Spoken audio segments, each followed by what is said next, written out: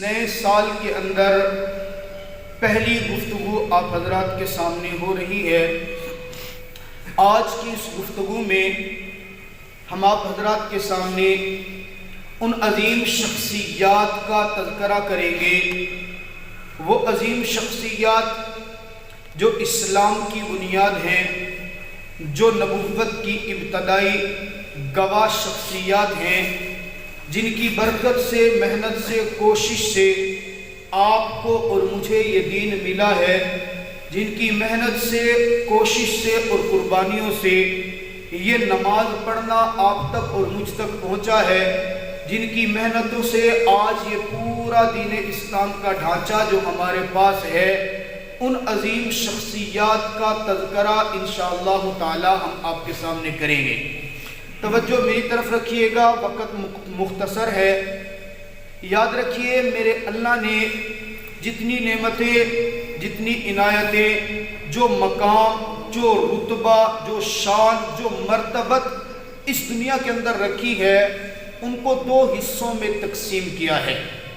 ایک حصہ وہ ہے، آپ کوئی بھی مقام حاصل کرنا چاہیں، شان حاصل کرنا چاہیں، رتبہ حاصل کرنا چاہیں، ایک وہ رتبہ ہوتا ہے جس کو میرے اللہ نے اپنی عطا اور اپنے وہب کے ساتھ خاص کیا ہے۔ میرا اللہ جس کو چاہتا ہے دے دیتا ہے، یہب لمن یشاء، جس کو چاہتا ہے دیتا ہے اور جس کو چاہتا ہے نہیں دیتا۔ ایک رتبہ، ایک مقام اور ایک مرتبہ میرے اللہ نے وہ رکھا ہے جس کا تعلق میرے اللہ نے کسب کے ساتھ رکھا ہے، محنت کے ساتھ رکھا ہے، کوشش کے ساتھ رکھا ہے۔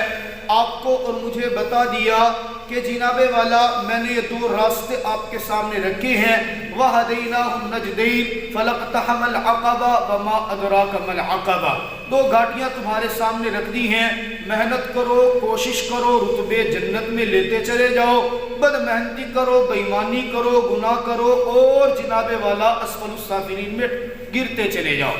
یہ دو قسم کے رتبے ہیں۔ اب یاد رکھیے گا، وہ جو پہلا مقام ہے جس کا تعلق میرے اللہ نے اپنے وہب کے ساتھ رکھا ہے، عطا کے ساتھ رکھا ہے، کوئی شخص اس کو اپنا چھیننا چاہے، حاصل کرنا چاہے، لینا چاہے، لے نہیں سکتا۔ مثال کے طور پہ میرے اللہ نے مقام نبوت یہ اپنی عطا کے ساتھ خاص رکھی ہے۔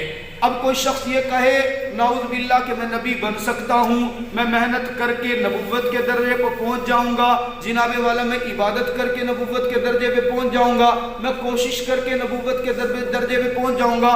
ہم اس کو کہیں گے نبوت کا درجہ تو بڑی دور کی بات ہے، تو نبی کے پاؤں کی خاک بھی نہیں بن سکتا، تو لانتی تو بن سکتا ہے، دجال تو بن سکتا ہے، قادیان کا کانا دجال تو بن سکتا ہے، نبی کی پرچھائی بھی تو نہیں بن سکتا ہے۔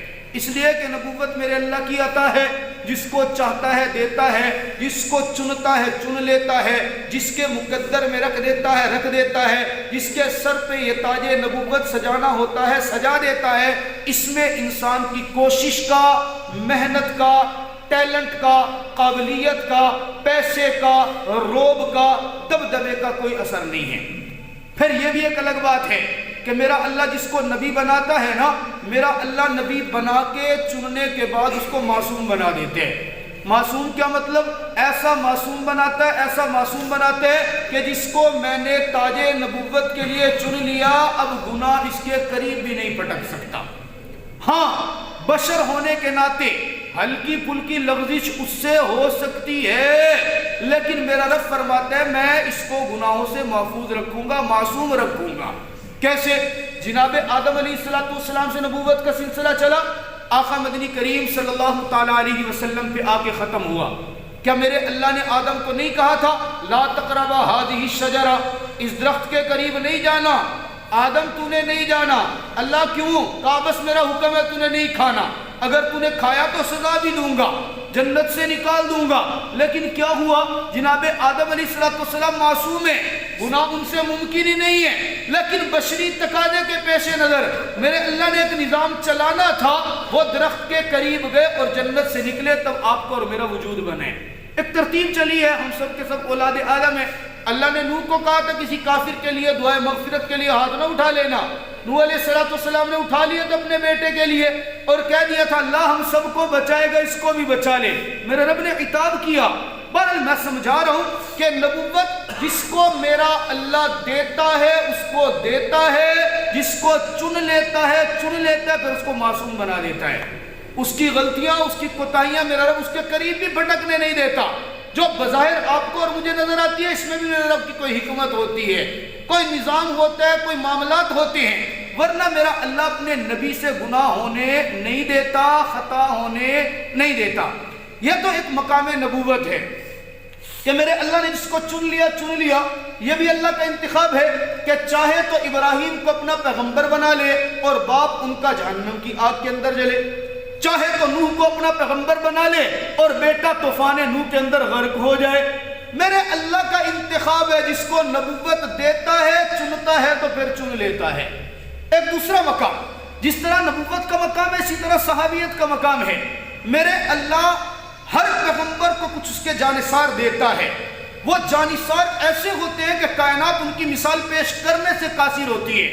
اور پیغمبر کے جانثار کو کبھی مصاحب کہا جاتا ہے۔ کسی پیغمبر کے مصاحب کا نام قرآن حواری کے نام سے لیتا ہے۔ جو آپ کے اور میرے پیغمبر کو جانثار ملتے ہیں اس کو صحابی کہا جاتا ہے۔ یہ صحابیت کا درجہ یہ بھی میرے اللہ کی طرف سے چنا ہوا ہے۔ میرا اللہ جس کو چاہتا ہے صحابی بناتا ہے۔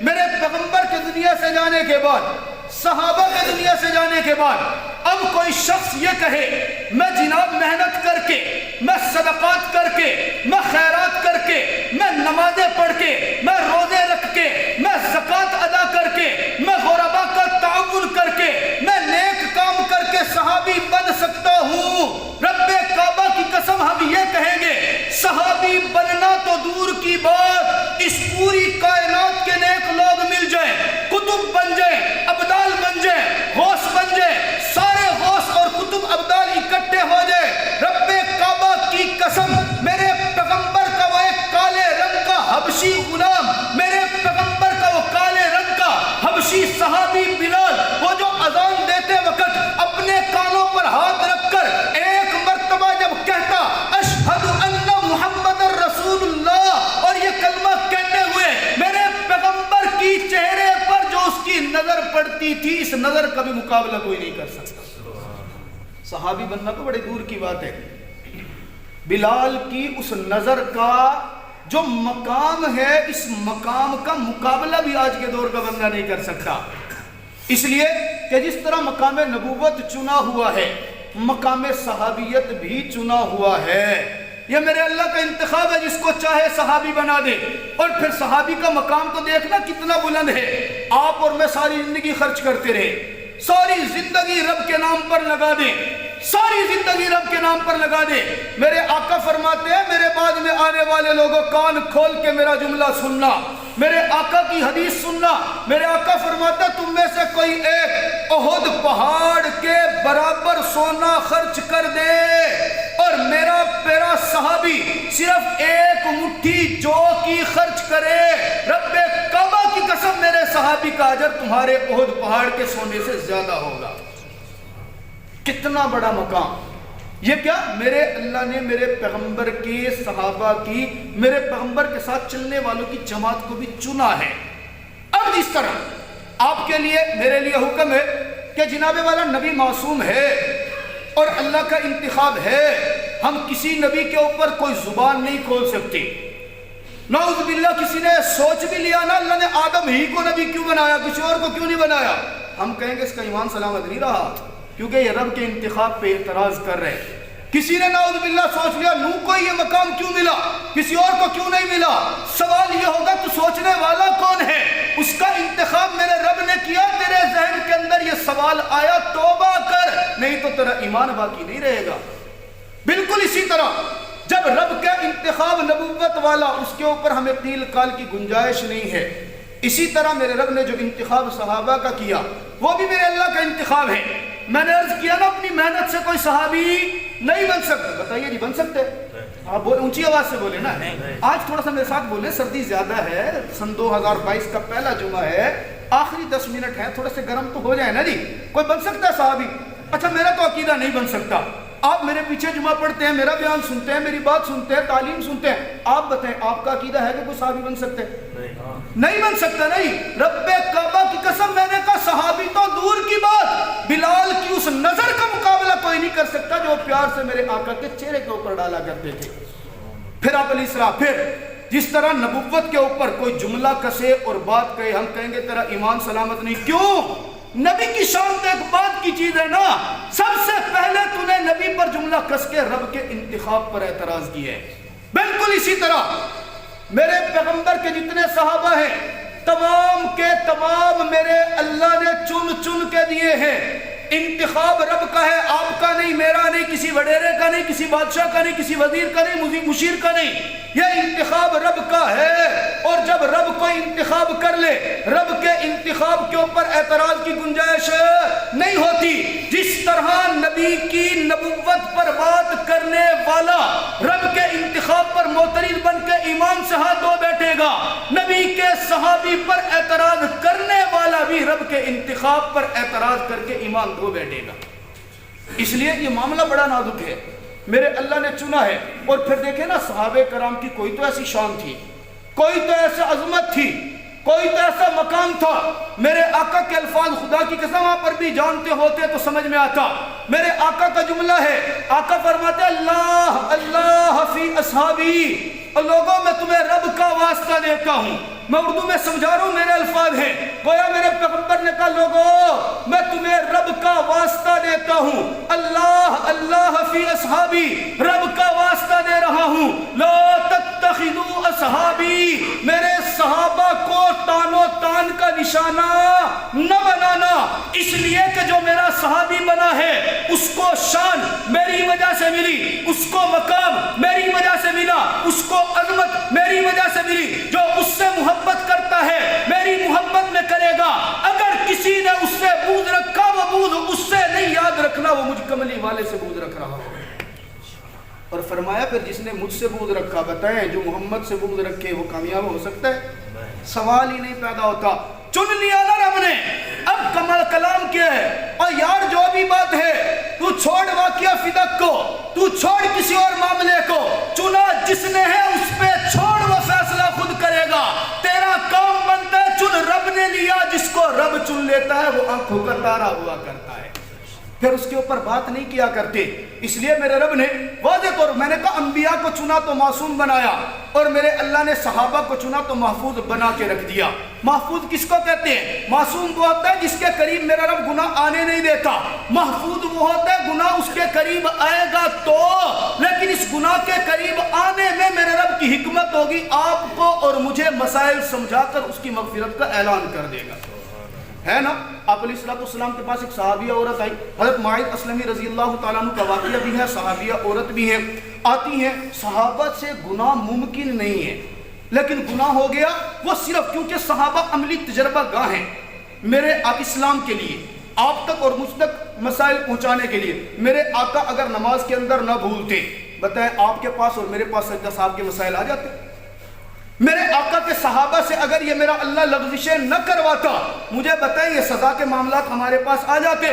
صحابیہ عورت آ گئی، آقا مجھ سے زنا ہو گیا، رب کعبہ کی قسم ہم نہیں سمجھتے ان سے یہ گناہ ہوا. میرے رب نے کرایا مسئلہ سمجھانے کے لیے. بس اگر تمہارے دور میں کسی سے زنا ہو جائے تو مسئلہ کیا ہوگا، معاملہ کیا ہوگا؟ آقا زنا ہو گیا، میرے آقا نے یوں منہ موڑ لیا. وہ ادھر آئی کہنے لگی آقا مجھ سے زنا ہو گیا، طہرنی مجھے پاک کر دیں. میرے آقا نے یوں منہ موڑ لیا. وہ اس طرف آئی، میرے آقا سامنے منہ کرتے ہیں، چاروں طرف میرے آقا گھومے ہیں. وہ عورت چاروں طرف میرے آقا کے پاس آ کر کہتی ہے آقا گناہ پکی بات ہے مجھ سے ہوا ہے، مجھے پاک کر دیجئے. میرے آقا نے پہلی مرتبہ بات سن کے چہرہ کیوں موڑا، دوسری طرف سے کیوں موڑا، تیسری طرف سے کیوں موڑا؟ محدثین فرماتے ہیں صرف اس لیے، بتانے کے لیے کہ اگر کسی سے غلطی ہو جائے پردہ ڈال. بات کو سمجھنا. کیا بتایا؟ گناہ ہو گیا، کسی سے غلطی ہو گئی ہے، اس کے اوپر پردہ ڈال. گندی مکھی کی طرح نہ بن کہ پورے بدن کے اندر سے صرف اس جگہ کو تلاش کرنی ہے جہاں سے پیپ نکل رہی ہے اور اڑ کے صرف اسی کے اوپر بیٹھنا. ہمارا مزاج کیا ہوتے ہے؟ ہم تو جناب والا تلاش کر رہے ہوتے ہیں اس بندے کی کوئی غلطی ملے صحیح، اس کا جناب تھوڑا بہت غلطی اس کے اندر آئے صحیح. ہم اس کی عزت کی دھجیاں بکھیرنے میں کمی نہیں کرتے، لیکن میرے پیغمبر فرماتے ہیں پھر اس سے پوچھتے ہیں تو بھول رہی ہے، تجھے پتہ نہیں ہوگا زنا کہتے ہیں کس کو ہیں، شاید تو نے کچھ اور کیا ہو، نا یا رسول اللہ زنا ہو گیا، تو جانتی بھی ہے زنا کہتے ہیں کس کو ہے، جی یا رسول اللہ مجھ سے وہ کام ہو گیا جو میاں بیوی نکاح کرنے کے بعد کیا کرتے ہیں۔ احادیث کے اندر تو فقہ کی کتابوں کے اندر واضح الفاظ ہیں، ایسے ایسے ایسے گناہ ہوا جیسے سرمے دانی کے اندر سرمچو جایا کرتے ہیں۔ آقا فرماتے اچھا اب سزا کا حکم دیکھے، آقا فرماتا کیا ابھی تیرے اوپر سزا نہیں جاری کر سکتا، کہا کیوں، کہا تھوڑے دن صبر کرو، ممکن ہے تمہارے پیٹ کے اندر حمل ہو گیا ہو، ممکن ہے حمل ٹھہر گیا اس سے، حمل ٹھہر گیا تو قصور تیرا ہے، بچے کا تو نہیں ہے نا، میں بچے کو تو کچھ نہیں کہہ سکتا، جا چلی جا۔ 9 مہینے کے بعد بچہ پیدا ہو گیا، بچے کو اٹھا کے لاتی ہے، آقا اب یہ بچہ بھی ہو گیا اب تو پاک کر دیں، آقا فرماتے ہیں نہیں، بچے کو دودھ پلانا ماں کا حق ہے، 2 سال دودھ تو پلائے گی پھر آنا، 2 سال کے بعد آتی ہے، 2 سال کے بعد آ کر کہتی ہے آقا اب تو مجھے پاک کر دے، یہ خوراک کھا رہا، روٹی کا ٹکڑا بچے کے ہاتھ میں ہے۔ اب اس کا اندازہ دیکھیں، میرے آقا، میں نے کہا گناہ ممکن ہے لیکن میرا رب گناہ پہ باقی رہنے نہیں دیتا۔ اب حکم آیا کہ اچھا پاک ہونا چاہتی ہے، لے جاؤ میدان کے اندر سنسار کریں گے، اس کے اوپر شریعت کی حد جاری کریں گے۔ حد جاری کر رہے تھے، پتھر مارے جا رہے تھے، ایک صحابی نے پتھر اٹھا کے مارا نا، یوں بدن کے اوپر لگا، خون کا قطرہ نکلا، صحابی کے کپڑے کے اوپر گر گیا۔ دوست توجہ کر توجہ، وہ صحابی نفرت میں کہنے لگا ہائے کتنا گندا خون میرے کپڑے پر گر گیا، یہ بات میرے آقا کے کان میں پہنچ گئی، آقا کا چہرہ سرخ ہو گیا، غصے کے عالم میں کہتا ہے لا لا لا، اے میرے صحابہ اس عورت کو گندی نہ کہو، رب کعبہ کی قسم اس نے ایسی توبہ کی ہے اگر اس کی توبہ پورے مدینے پہ تقسیم کرے تو سب کی مغفرت کے لیے کافی ہو جائے گا۔ جو صحابی جو بھی ہے محفوظ ہے، گناہ ہوتا نہیں ہے، میرا رب آپ تک اور مجھ تک مسائل بتانے کے لیے پہنچانے کے لیے کرواتا ہے، صرف اس لیے کہ معاملہ سمجھ میں آ جائے مسئلہ ہے کیا۔ اس لیے میں نے عرض کیا وہ انبیاء کی جماعت میرے رب کی چنی ہوئی، یا صحابہ کی جماعت میرے رب کی چنی ہوئی، اس چنی ہوئی جماعت کے اوپر اشکال کرو گے ایمان سلامت پھر بھی نہیں رہے گا، اس چنی ہوئی جماعت پر اشکال کرو گے ایمان سلامت پھر بھی نہیں رہے گا۔ اس لیے صحابہ کرام رضوان اللہ تعالی علیہ اجمعین یہ مقدس شخصیات ہیں، ہمارے محسن ہیں، اور جو محسن ہوتا ہے اس کا شکریہ بھی ادا کرنا عقلاً بھی لازم ہے، شرعاً بھی لازم ہے، عرفاً بھی لازم ہے، اس سے عقیدت اور محبت رکھنی چاہیے۔ اسلام کی بنیاد انہی صحابہ کے ذریعے سے ہے، آج آپ کے پاس نماز انہی صحابہ کے ذریعے سے ہے، ہمارے پاس قرآن انہی صحابہ کے ذریعے سے ہے، ہمارے پاس مسجد انہی صحابہ کے ذریعے سے ہے، ہمارے پاس روزہ انہی صحابہ کے ذریعے سے ہے۔ آج آپ کے پاس اور میرے پاس شریعت کا جو بھی حکم ہے رب کعبہ کی قسم وہ انہی صحابہ کے ذریعے سے ہے، ان کے بارے میں برا لکھنا بولنا تو دور کی بات، میں تو سوچنا بھی جائز نہیں سمجھتا۔ آپ جائز سمجھتے ہیں جی؟ نہیں سمجھتے نا، تو اپنا ایمان بچائیں، ان سے عقیدت رکھیں۔ آخر کے اندر موسم جیسے آج کا ہے، اس حوالے سے 1-2 بات میں آپ حضرات کے سامنے عرض کر دیتا ہوں، اور ہمارے کیمرے کے ذریعے سے اللہ کرے ہماری بات ان تک بھی پہنچ جائے جن تک ہم پہنچانا چاہتے ہیں۔ ذرا ایک تو یہ دیکھیے گا کہ آپ حضرات نے میڈیا پہ کچھ پوسٹیں دیکھی ہوں گی، یہ بات میری بات کو کوئی اپنے دل پہ نہ لے، ہاں دماغ پہ لے لے ایک الگ بات ہے، سمجھنے کے لیے دل پہ کوئی نہ لے، میں کسی کے خلاف بات نہیں کر رہا ہوں، بات سمجھانے کے لیے کر رہا ہوں۔ پہلی بات تو یہ دیکھیں جی، آج کل آپ نے پوسٹیں دیکھی ہیں جناب والا، بارش آ رہی ہے تو مزدور لوگ گھروں میں ہوں گے اور وہ دیہاڑی پہ نہیں گئے ہوں گے تو ان کے گھر میں کھانا پہنچانا چاہیے، اچھی بات ہے، اچھا جذبہ ہے، سارا کچھ کرنا چاہیے اور غربا کا خیال کرنا چاہیے، لیکن جہاں پہ بارش تیز ہو رہی ہو، عام نمازوں میں نہ ہو سکے، کم از کم ایسی مسجدیں جن پہ نماز پڑھنے والوں کو اللہ نے سہولت دی ہے، گاڑیاں دی ہیں، سواری دی ہے، تو جمعے کے دن تو کم از کم یار اتنا کر لیا کرو۔ میں آپ کو نہیں کہہ رہا، میرے پاس تو الحمدللہ سہولت ہے، میں تو پہنچ گیا ہوں، کم از کم اتنا تو کر لو کہ بارش تیز آ رہی ہے اور بارش کے اندر جناب والا ہم نے تو جمعہ پڑھنا ہے، تو امام تو جمعہ پڑھانے آئے گا نا، امام تو جمعہ پڑھانے آئے گا، کبھی کوشش کر لو، فون کر دو جناب امام صاحب، خطیب صاحب آج آپ گھر ٹھہریں، بارش تیز ہے، آپ نے نماز پڑھانی ہے، سب کی نماز آپ کے ضامن آپ ہیں، آج ہم آپ کو گھر سے اٹھا بھی لیں گے، جمعہ پڑھا کے آپ کو واپس پہنچا بھی دیں گے۔ اگر یہ کر لیں گے تو کیا خیال ہے، گناہ کا کام ہوگا؟ بولے نا جی ذرا، اللہ کرے یہ بات میری سب تک پہنچ جائے اور ان تمام مقتدیوں تک۔ دیکھیں اس میں آپ کا کوئی خرچہ نہیں لگنا ہے اور دل سے جو دعا نکل جائے گی، ظاہر امام ہی ضامن ہوگا آپ کا اور امام ہی نے ضامن ہونا ہے، اگر اس کو ہر نماز پہ نہ ہو سکے کم از کم جمعے کی نماز پہ تو ہو سکتا ہے نا جی، سینکڑوں لوگوں نے جمعے کی نماز پڑھنی ہے اور سینکڑوں کے پاس سینکڑوں نعمتیں ہیں، اگر کوئی ایک بھی فون کر دے گا اور فون کر کے گھر سے اٹھا بھی لے گا، نماز بھی پڑھوا لے گا، خود بھی پڑھ لے گا، کیا خیال ہے امام کا نماز پڑھانا اور اس کے پیچھے سب کا نماز پڑھنے کا ثواب اس کو نہیں ملے گا؟ بولیے جی ملے گا؟ وہ ایسا ہونا چاہیے نا۔ اب ہم تو یہ کہ اللہ میری یہ دعا، یہ میری بات ان تمام دانشوروں کو پہنچا دینا جنہوں نے یہ پوسٹیں تو کیے کہ ان غرباء کا خیال رکھیں جن کے گھر میں چولہا نہیں جلا، اللہ ان کو یہ بھی سمجھا دینا کہ ان ائمہ اور خطباء کا بھی خیال رکھیں جنہوں نے بارشوں میں سائیکل اور موٹر سائیکل پہ آ کے نماز پڑھانی ہے۔ دوسری بات عام طور پہ دیکھنے میں آیا، آپ تو شاید ایسے نہیں ہوں گے، گاڑی میں بیٹھنے والا یہ سمجھتا ہے کہ جس طرح چیکڑ اور پانی سے میں بچا ہوں نا تو نیچے چلنے والا بھی بچ رہے، وہ یہ سمجھتے ہیں پانی کے پاس سے گزرے گا، شاید کوئی ایک آدھا سمجھدار یہ ہو، ایسے اچھے بھی لوگ ہیں دنیا میں کہ وہ پانی کے پاس سے گزرتے ہیں تو ذرا آہستہ کر لیتے ہیں، ورنہ عموماً کیا ہوتا ہے جناب وقت کتنی قلت ہے، آس پاس والے کا خیال ہی نہیں کرتے، کوئی سائیکل پہ جا رہا ہے کوئی پیدل جا رہا ہے، پانی کے اندر سے مزید سپیڈ لگائیں گے، اس سے ہوگا کیا، یہ تو سپیڈ لگا کے حضرت صاحب گزر گئے ہیں پاک صاف کپڑوں میں، وہ جو بیچارہ نماز پڑھانے آ رہا تو وہاں پہ کھڑا ہوا سوچ رہا میں کروں تو کروں کیا، اب ایک سردی ہے، دوسرا مسجد میں پہنچوں گا، پہلے میں کپڑے دھوؤں گا، کپڑے دھو کے پھر نماز پڑھوں گا یا پڑھاؤں گا، تو ایسا نہیں کرنا چاہیے۔ جب کوئی سواری ساتھ سے گزر رہی ہو تو کم از کم بارش کے وقت کے اوپر جب بارش ہو پانی ہو تو گاڑی کو آہستہ کر لے، سائیکل والا موٹر سائیکل والا پیدل والا بھی ذرا اس انداز سے چلے کہ ساتھ والے کو تکلیف نہ پہنچے، اس کے کپڑے خراب نہ ہوں۔ تیسری اور اہم بات، 6 سال ہو گئے ہیں ہمیں اس مسجد کے اندر نماز پڑھاتے ہوئے، جمعہ پڑھاتے ہوئے، میں اسی روڈ سے آتا ہوں، آپ میزائل چوک سے گزرے نا، میزائل چوک سے لے کے توڑیے نمرہ مسجد کے یہاں تک آ کے روڈ کی وہ حالت ہے جو آپ پورے دریا خان میں نہیں دیکھیں گے۔ ابھی بادل آسمان پہ بن رہا ہوتا ہے اور میزائل چوک کے پاس پہلے پانی کھڑا ہو جاتا ہے، ایسے ہے یا نہیں ہے جی؟ اور میزائل چوک کے ساتھ ساتھ یہ نمرہ مسجد کے بالکل پاس دیکھ لیں، یہاں یہ نیازی کے ہوٹل کے سامنے ابھی بادل آسمان پہ ہوتے ہیں اور پانی پہلے کھڑا ہوتا ہے، بارش آ کے ساری زمین خشک ہو جائے گی، زمین شاید بھول جائے کہ بارش ہوئی تھی یا نہیں، لیکن پانی یہاں پھر بھی کھڑا ہوتا ہے۔ کمال یہ ہے کہ دریا خان کے اندر مین علاقہ ہے، سارے کالج اس کے اوپر ہیں، سارے سکول اس کے اوپر ہیں، کوئی بھی حکمران، یہ جناب والا یہی حکمران، میں نام نہیں لیتا ہوں، حکمرانوں کی کوٹھیاں بنگلے بھی یہی ہیں، لیکن کسی کو نظر نہیں آتے۔ آپ حضرات کی وساطت سے میں یہ درخواست کرتا ہوں آل اللہ عقد سے کہ روڈ تو عوام کی فلاح کے لیے ہوتا ہے نا جی، بولیے نا جی ذرا، عوام کی فلاح کے لیے ہوتا ہے نہیں ہوتا؟ ہم یہ مطالبہ کرنے میں حق بجانب ہے یا نہیں ہے کہ اس روڈ کی مرمت کیجئے؟ جو یہ کہتے ہیں کہ حق بجانب میں ہاتھ کھڑا کریں، کیمرہ لگا بھی ان تک ہم پہنچاتے ہیں۔ اور ہاں یہ بھی بات یاد رکھیے گا، آج ہم مسجد کے منبر کے اوپر بیٹھ کر یہ مطالبہ کر رہے ہیں، دریا خان کے اے سی صاحب، ایس ایچ او صاحب، ڈی سی او صاحب، ڈی پی او صاحب، روڈ بنانے والے ناظم، نائب ناظم، انجمن تاجران کے صدر جو بھی ہیں، حتیٰ کہ ینگ عوامی اتحاد پہ یہ ینگ تاجران، یہ ینگسٹر الائنسز جو بھی ہے، درجنوں کے قریب، اتنی تو دریا خان میں لوگ نہیں رہتے ہیں جتنی تنظیمیں بنی ہوئی ہیں، ان سب کو ہم یہ پیغام دینا چاہتے ہیں، یہ بھی ایک نیک کام ہے، یہاں سے نمازی آتے ہیں، سکول پڑھنے والے بچے بچیاں گزرتے ہیں، ان روڈوں کی مرمت کرائی جائے۔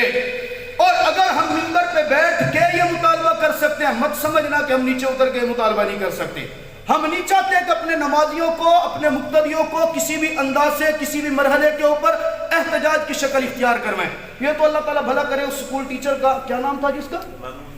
غالباً محمود صاحب نام ہے یا کیا نام ہے، یہ مسجد کے دروازے کے اوپر ہر وقت یہاں پانی کا جوڑ کھڑا ہوتا تھا، چاہیے تو تھا کہ محکمے کے لوگ آ کے اس کو ٹھیک کر دے، اس نے بیچارے نے اپنے پیسے سے یہ نالی ٹھیک کروائی اور نمازی لوگ یہاں پہ نماز پڑھنے کے لیے اب سکون سے آ سکتے ہیں، لیکن اس طرف سے مجال ہے کہ کوئی نمازی پہنچ سکے، کپڑے خراب ہوتے ہیں، نمازیوں کو تکلیف ہوتی ہے، کوئی بھی اس کے اوپر کان دھرنے کے لیے تیار نہیں ہے۔